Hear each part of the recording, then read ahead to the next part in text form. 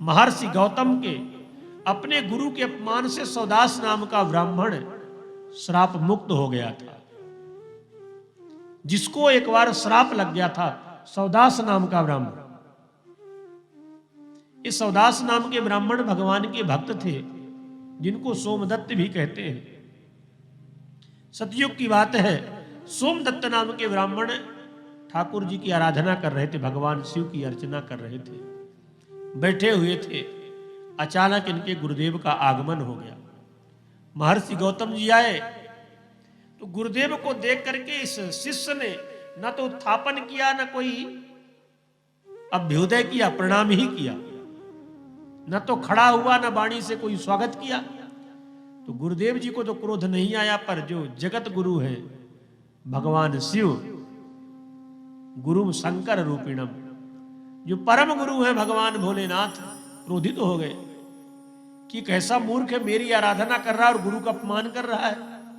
इस धरातल में गुरु से बड़ा कोई नहीं होता। गुरुदेव ही होते हैं जो भगवान को मिलाने वाले होते हैं।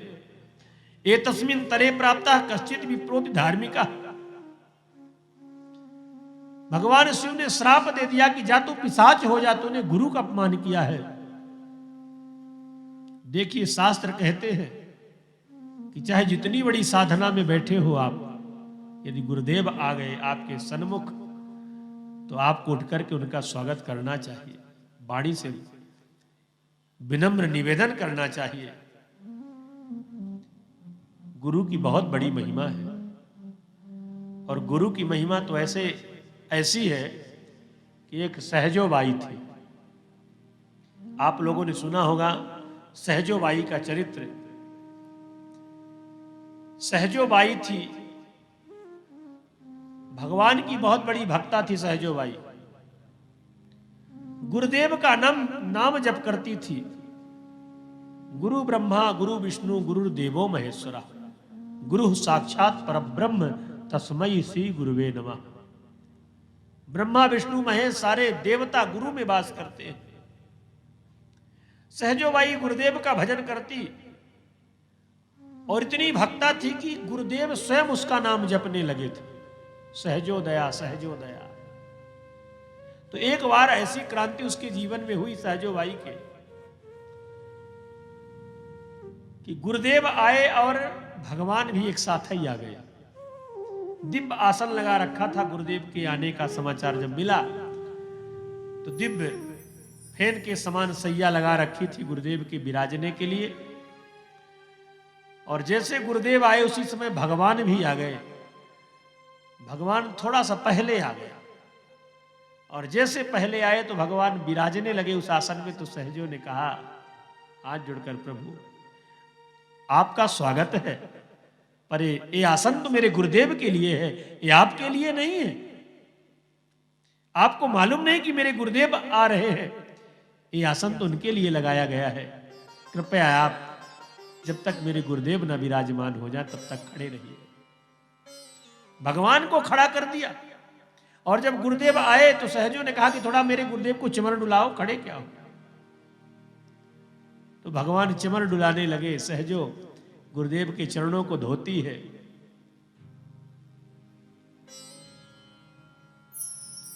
और सहजो ने कहा कि राम तजू मैं गुरु न विसारू। राम को मैं छोड़ सकती हूं पर गुरुदेव को नहीं छोड़ सकती हूं, क्योंकि गुरुदेव की कृपा बनी रहेगी तो कितनों राम मिल जाएंगे। ये राम जी तो गुरु की कृपा से मिले हैं ना।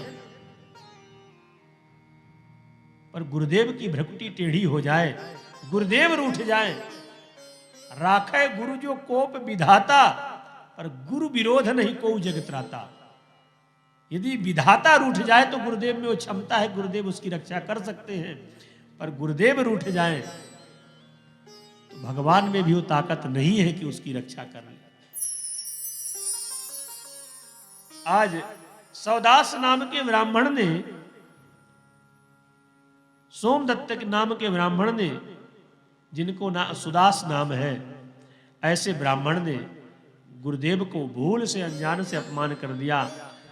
तो पिशाच होने का साप भगवान शिव का लगा और वह ब्राह्मण पिशाच हो गया। गौतम जी के चरणों में गिर पड़ा, कहा गुरुदेव मुझसे भूल हुई, इस योनि से मुक्ति का उपाय कुछ बताइए, अनजाने में अपराध हुआ है। गुरुदेव तो परम दयालु होते हैं, परम दयावान होते हैं। गुरुदेव ने कहा बेटा अब श्राप तो हो गया भगवान शिव का, पर किसी प्रकार से तू अगर 9 दिन तक वाल्मीकि महाकाव्य की रामायण की कथा सुन ले, भगवान सर्वधर्मज्ञो सर्वदर्शन सुरेश्वरा क्षमस्व भगवान सर्वम अपराधम कृतो भय। ऐसी जब प्रार्थना उस ब्राह्मण ने करी, गुरुदेव ने उपाय बताया कि नवाह विधि पूर्वक 9 दिन तक यदि वाल्मीकि महाकाव्य की कथा सुनी जाए तो गुरुदेव के श्राप से तुम्हें मुक्ति मिल जाएगी।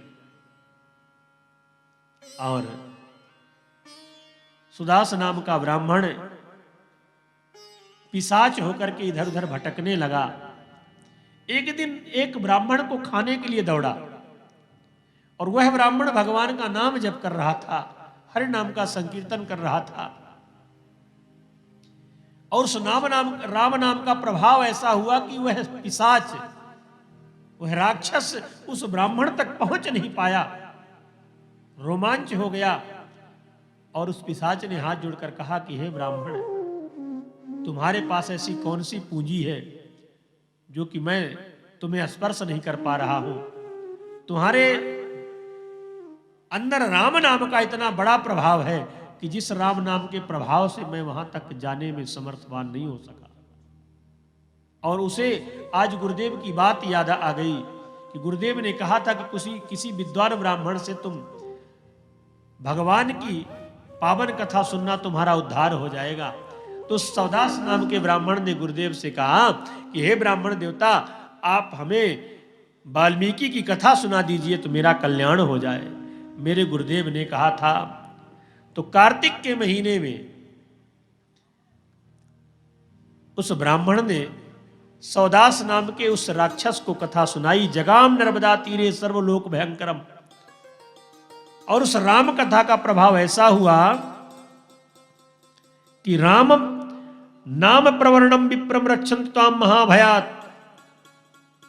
ऐसी कथा सुनाई महाराज, दिव्य विमान आ गया 9वें दिन और वह पिशाच मुक्त होकर के दिव्य रूप धारण करके भगवान के धाम को चला गया। ऐसी वाल्मीकि जी की ये कथा है। राम नाम का प्रभाव ऐसा है